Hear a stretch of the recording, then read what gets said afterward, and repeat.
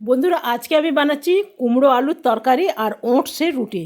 এখানে নিয়ে নিয়েছি ওটসগুলো একটু চেলে নিলাম, দিয়ে কড়াইয়ের মধ্যে একটুখানি গরম করে নিয়েছি, তাহলে মিক্সিতে ভালো পেশাবে।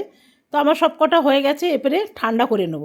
আর এদিকে আলু কুমড়োর তরকারিটা বসিয়ে দিলাম। এখানে কোনো মশলা দেবো না, তেলের মধ্যে 5 ফোড়ন আর নুন হলুদ দিয়ে দিয়েছি।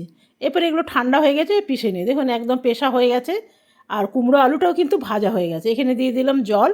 এরপরে আমি আটাটা মেখে নেব। এইখানে নিয়ে নিলাম 3 চামচ ওটসের আটা আর 1 চামচ দিলাম গমের আটা। এটাই রেশিও। এটা আর আপনাদের ঘরে যেরকম লাগবে সেই রকমই নিতে পারবে, তবে এর সাথে অল্প একটু গমের আটা মেলাবেন, না তো রুটিটা বেলা যাবে না। কুমড়োর তরকারিটা আমার রেডি হয়ে গেছে। এরপরে ওটসের রুটিগুলো আমি বানিয়ে নেবো।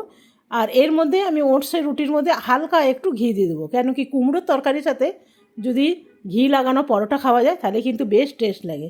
তো কেমন লাগলো বন্ধুরা?